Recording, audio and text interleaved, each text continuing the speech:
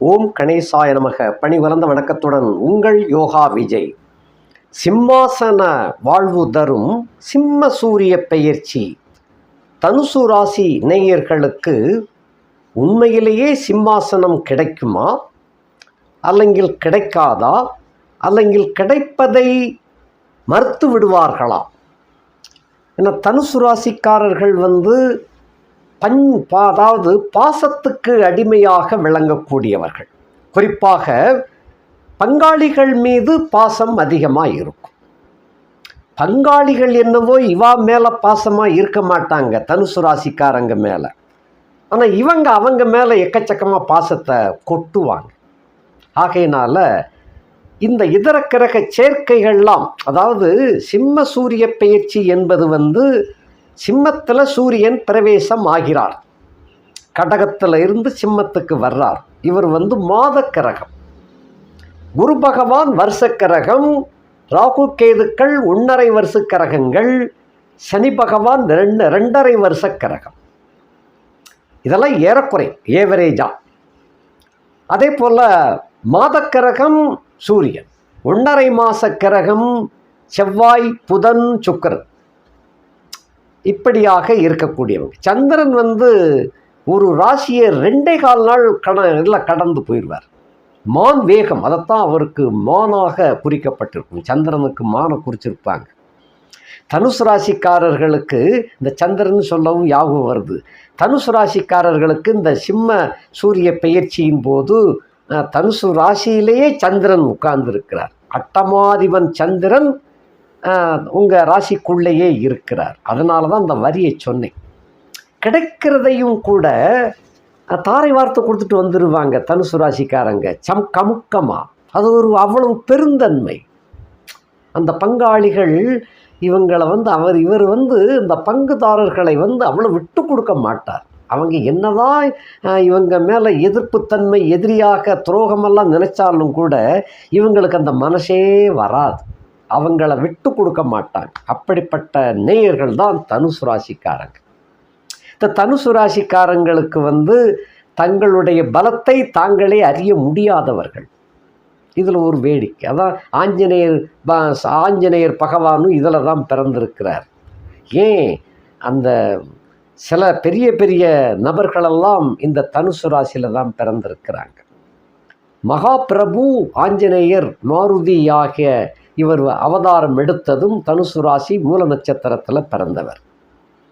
ஆக தனுசு ராசியிலே பிறந்தவர்களுக்கு மூலத்தில் பிறந்திருந்தாங்கன்னா ஞானங்கள் அதிகமாக உதிக்கும். சிலருக்கு அந்த ஞானமே 2 பிரிவாக பிரிஞ்சிடும். மந்திர ஞானமாக ஒரு பக்கம் போயிடும். அதாவது செய்வினை, செய்பாட்டிவினை, மந்திர ஓதல், அது வாக்கு சொல்லுதல், இந்த மாதிரி போயிடும். சில மூல நட்சத்திரக்காரர்கள் அந்த ஞானத்திலே இன்னொரு வகை, அதாவது உண்மையான ஞானத்தை தேடி செல்லக்கூடியவர்களாக இருப்பார்கள். இதில் பிறக்கின்ற பூராடத்துக்காரங்க போராடி வெற்றி பெறக்கூடியவர்களாக இருப்பாங்க. போராடி வெற்றி வரும் பூராடம், அப்படிக்கு ஒரு கணக்கு உண்டு. ஆனாலும் காரியத்தில் கடைசியில் ஜெயிச்சிருவாங்க. லட்சியத்தை கையிலே கொள்ளக்கூடியவர்கள் இந்த பூராட நட்சத்திரக்காரங்க. உத்திராடத்தில் பிறந்தவங்களுக்கு ஊர்கோடியில் ஒரு பிஞ்சை இருக்கும்னு சொல்லுவாங்க. அந்த காலத்தில் பிஞ்சை அப்படின்னு சொன்னால் ஒரு காணி இடமாவது விவசாயத்துக்கு வச்சுருப்பாங்கன்னு அர்த்தம். அதை இந்த காலத்தில் அப்படியெல்லாம் எடுக்க முடியாது. ஊர்கோடியில் நிலபுலத்தை வாங்கி போடுவாங்க, ஒரு பிளாட் வாங்கி போடுவாங்கன்னு எடுத்துக்கிடலாம். இதுதான் சுருக்கமாக தனுசு ராசியில் அந்த 3 நட்சத்திரங்கள் அடங்கிறதுக்கு சொல்லலாம். சந்திரன் அந்த ராசி சிம்ம சூரிய பெயர்ச்சியின் போது அந்த பூராடத்தில் தான் சந்திரனே உட்கார்ந்துருக்கிறார். ஆக இந்த மாதம் நிறைய உங்களுக்கு எதிர்பார்ப்புகள் இருக்கும், அவைகள் நடக்கவும் செய்யும். 7.5 சனி முடிஞ்சிருச்சியா, இந்த ஒன்றுமே காணுமே, எல்லா ஜோசியர்களும் ஆனா ஊனான்னு சொல்லிக்கிட்டு இருக்கிறாங்க, ஒன்றும் நடக்கலையே சாமி அப்படின்னு சொல்லி கொடுத்துருக்கிறவங்களுக்கு இந்த மாதத்தில் உங்களுடைய எதிர்பார்ப்புகள் நடக்கும்னு சொன்னேன்னு சொன்னால், தனுசு ராசி ஆகிய உங்களுக்கு பாக்கியாதிபதி பாக்கியத்துக்கு வந்துடுறார். இதுவரைக்கும் அந்த பாக்கியாதிபதி ஆகிய சூரியன் அந்த 5, 6, 7, 8 இப்படித்தான் வந்துருந்தார். இப்போத்தான் அவர் சொந்த வீட்டில் உட்கார்றார். இப்போ சொந்த வீட்டில் உட்கார்ந்தா மட்டும் எல்லா யோகத்தையும் கொடுத்துருமா அப்படின்னு நீங்கள் கேட்கலாம். சொந்த வீட்டில் வந்து இருக்கிறச்சே நேர் எதிரில் அந்த பாக்கியாதிபதியோடைய மகன் நம்ம கதாநாயகன், அதாவது ஆட்ட நாயகன் சனி பகவான் அங்கே இருக்கிறார். நேர் எதிர் வீடு, சிம்மத்துக்கு நேர் எதிர் வீடு கும்பம். அந்த கும்பத்துக்கு நாயகனாகிய சனி பகவான் அங்கே வக்கரத்தோடு அமர்ந்து பயணித்து கொண்டு இருக்கின்றார். இதில் என்ன விசேஷம் இருக்குது அப்படின்னு கேட்கலாம். அவர் வக்கரிக்கிறது சாதாரணமானதானையா அப்படின்னு கேட்கலாம். எப்பயுமே ஒரு விஷயம் என்னன்னா, சூரியனுக்கு நேர் எதிர்த்தாற்போல சந்திரன் வந்தால் நம்ம என்ன சொல்கிறோம்? பௌர்ணமி நிலவு அப்படின்னு சொல்கிறோம். முழு நிலவாக சந்திரன் பிரகாசம் கொடுப்பார், முழு ஒளி கிடைக்கும். அந்த ஒளியை பார்க்குறச்சே நமக்கு வந்து ஒரு ரம்மியமான, ஒரு குதூகலமான ஒரு சுகம் மனதுக்குள்ளே உண்டாகும். குடும்பத்தில் சண்டையே போட்டுட்டு தச்சையெல்லாம் வெளியே வந்து பார்க்குறச்ச சந்திரனை பார்த்த உடனே மனசு இதமாகிவிடும், குளிர்ந்து விடும். ஒரு இன்ப கிளுகிழுப்பு கூட சில பேருக்கு மனசில் உதயமாகும். அதாவது அந்த நேரம் அப்படி மந்தகாசம் புரியக்கூடிய நேரம் அப்படின்னு சொல்லுவோம். சந்திரன் அப்படி சூரியனிடமிருந்து முழு ஒளியையும் எதிர்த்தாற்போல் நின்று பிரகாசித்து கொடுக்கின்ற காரணம் மனித மனம் வந்து அவ்வளவு சந்தோஷப்படும். அந்த சந்திரனுக்கே இப்படி சந்தோஷப்படும் பொழுது இந்த தண்டிக்கக்கூடிய குணம் கொண்ட, அதே சமயத்தில் தாராளமாக கொடுக்கின்ற குணம் கொண்ட இந்த சனி பகவான் சூரியனுக்கு நேர் எதிர்த்தாற்போல் இருக்கும் பொழுது முழு பவர் பெறுகின்றார். முழு ஒளியையும் அவர் பெற்று பிரகாசிக்கின்றார். எதிர்பிரகாசம் செய்கின்ற காரணத்தினால அதைத்தான் வக்கரமாகி உக்கரமாகி இருக்கிறார் அப்படின்னு சொன்னேன். அப்படி உக்கிரம் பெறுகின்ற காரணத்தினால 3ஆம் இடத்து சனி முழு யோக பலனையும் தருவார். இதுதான் முக்கியமான செய்தி. ஆவணி மாதம். சரி, அப்படி என்ன முழு முக்கியமான யோகத்தை கொடுத்துட போறாரு அப்படின்னு சொன்னால், இந்த 3ஆம் இடத்து சனிக்கு 4ஆம் இடத்துல செவ்வாயும் குருவும் இருக்கின்றார்கள். அதாவது உங்கள் ராசி நாயகனும் பூர்வ புண்ணியாதிபதியுமாக விளங்கக்கூடிய செவ்வாயும் ஒன்று சேர்ந்து இருக்கிறாங்க. அது 6ஆம் வீடு. சனிக்கு அது கேந்திர வீடு, 4ஆம் வீடு. செவ்வாயும் வியாழனும் இருக்கின்ற அந்த வீட்டுக்கு கேந்திர வீட்டில் தான் சூரியனும் சுக்கிரனும் இருக்கின்றார்கள். இந்த செவ்வாய்க்கும் குருவுக்கும் வீடு கொடுத்த அந்த சுக்கிரன் சூரியனோட சேர்ந்து அந்த 6ஆம் இடத்துக்கு 4ஆம் இடத்துல இருக்கிறாங்க. இதனுடைய தாக்கம் என்ன அப்படின்னு பார்த்தோம்னா, அதாவது சனிக்குத்தான் நம்ம கேந்திரத்தை கனெக்ட் பண்ணுறோம். சனி வந்து உங்களுக்கு 3ஆம் இடத்துல இருக்கிறார். அதிக பலத்தோடு முழு யோகத்தை மள்ளி வழங்க தயாரான நிலையில் அவர் இருக்கிறார். இந்த காலகட்டத்தில் அவருக்கு கேந்திரத்தில் செவ்வாயும் குரு நல்லவங்க தான். செவ்வாயும் குருவுக்கும் கேந்திரத்தில் சூரியனும் சுக்கரன் பாக்கியாதிபதி சேர்ந்திருக்கிறாரு. அதோடு 6-11க்குரியவனும் சேர்ந்திருக்கிறார்.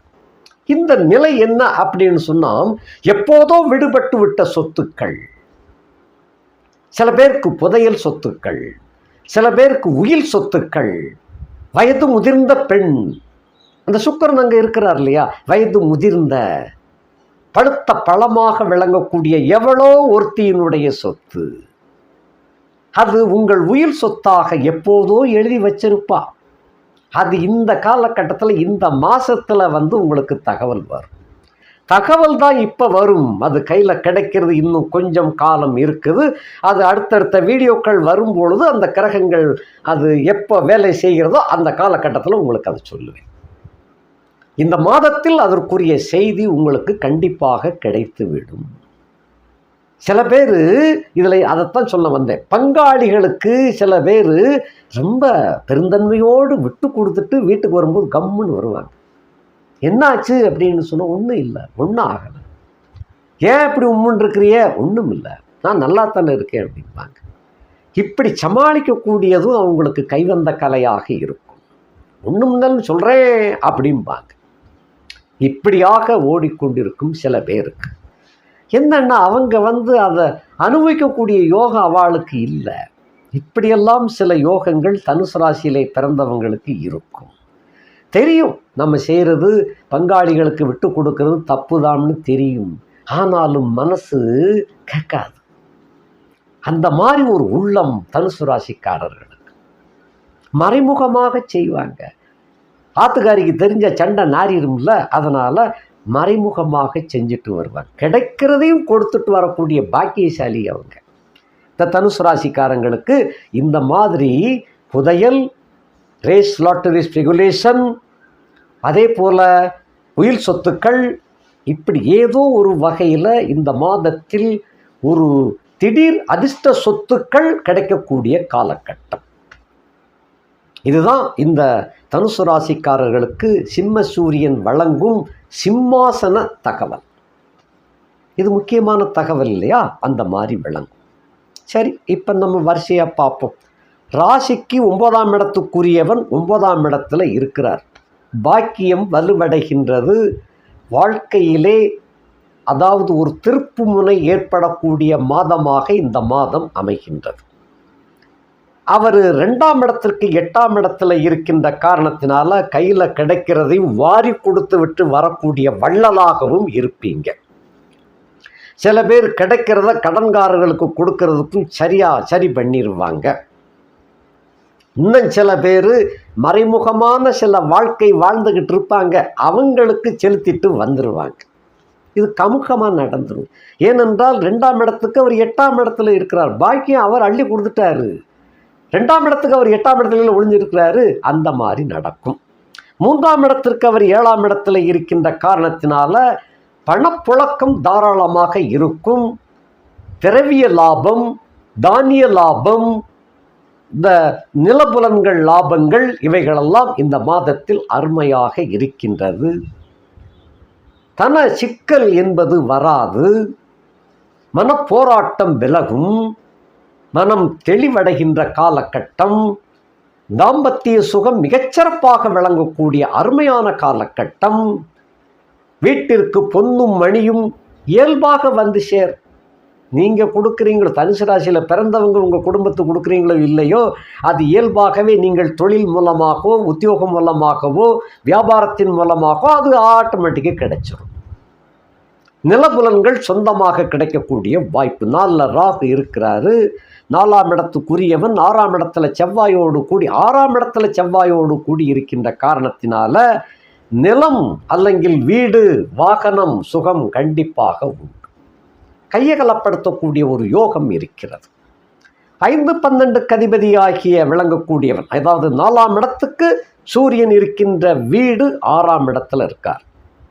4ஆம் இடத்துக்கு 6ஆம் இடத்துல இருக்கின்ற காரணத்தினால தன நிலங்கள் கண்டிப்பாக கிடைக்கும். 5ஆம் இடத்திற்கு அவர் 5ஆம் இடத்துல இருக்கிறார். 5ஆம் இடத்துக்காரன் மறைந்து விட்டாலும் 5ஆம் இடத்துக்கு 5ஆம் இடத்துல சூரியன் இருக்கின்ற காரணத்தினாலே அந்த பூர்வ புண்ணிய சொத்துக்கள், உயில் சொத்துக்கள் ஏற்கனவே சொல்லிட்டேன், அந்த மாதிரி அமைக்கும்.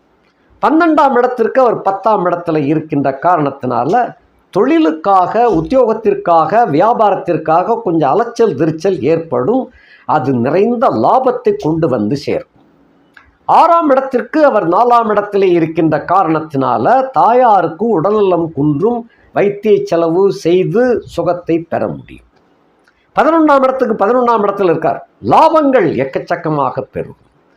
7ஆம் இடத்திற்கு அவர் 3ஆம் இடத்திலே சுக்கிரனோடு கூடியிருக்கின்ற காரணத்தினால ரகசிய பெண் தொடர்பு வாழ்க்கை இந்த காலகட்டத்தில் கொஞ்சம் செலவுகளை இழுக்கும். அது இயல்பாகவே அது நடந்தேறும். அது உங்களுடைய கடமையாகவே அங்கே செஞ்சிருவீங்க.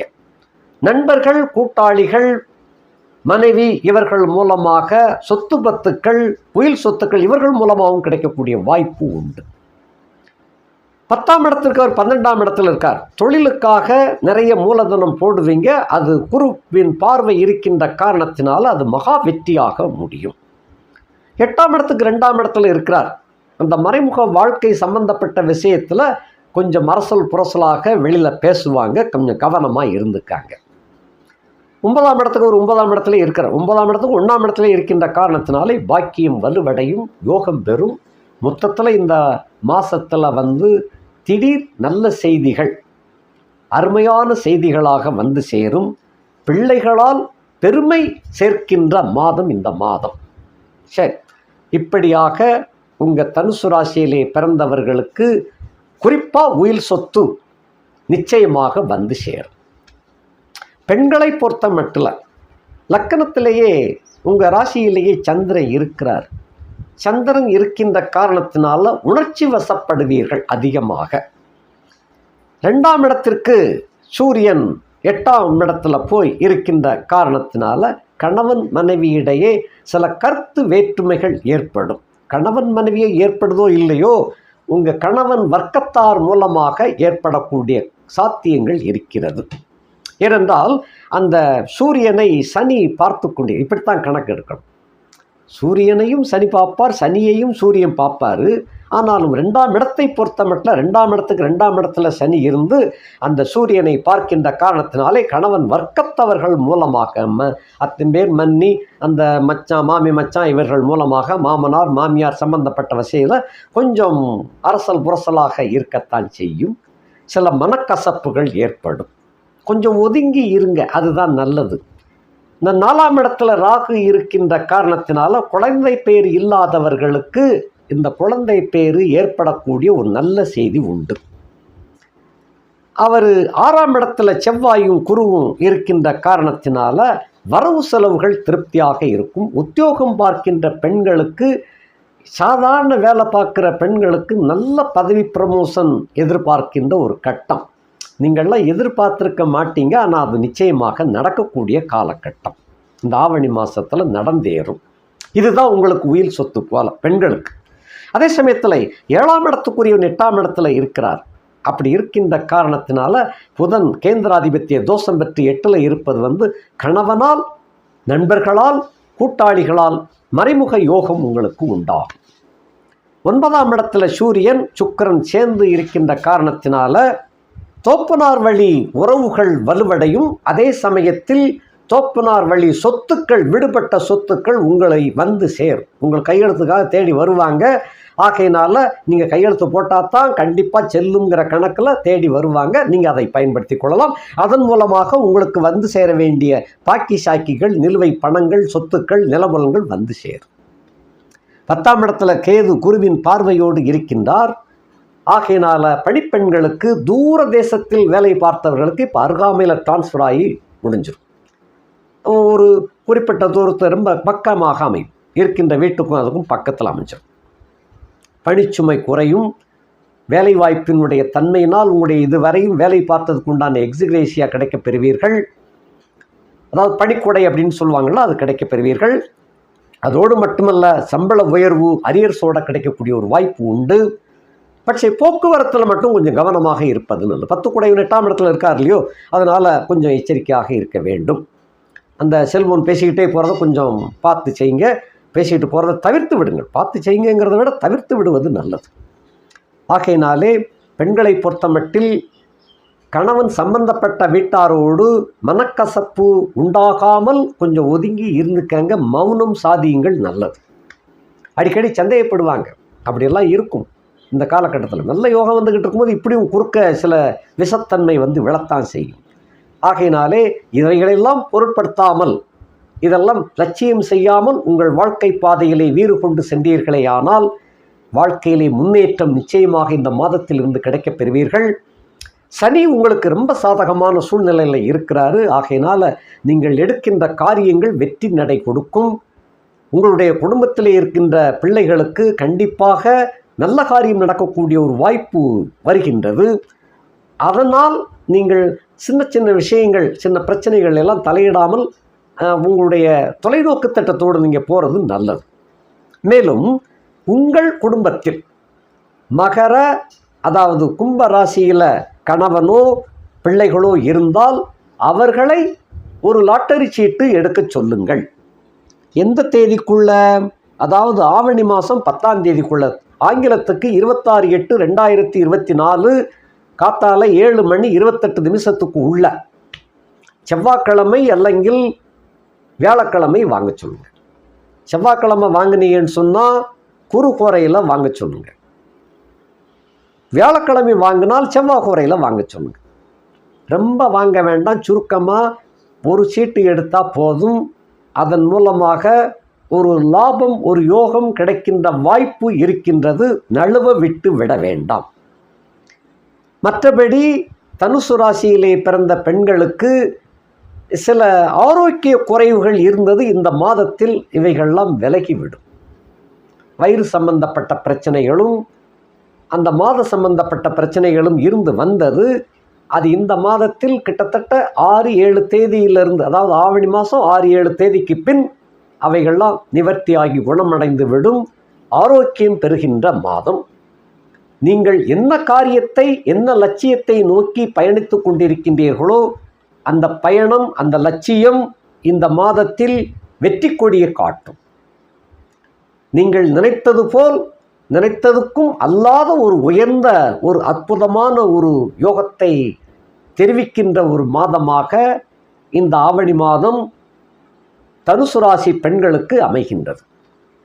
ஆகையினாலே பொதுவாக அதிர்ஷ்டம் நிறைந்த மாதம் இந்த மாதம். பயன்படுத்திக் கொள்ளுங்கள். நன்றி, வணக்கம்.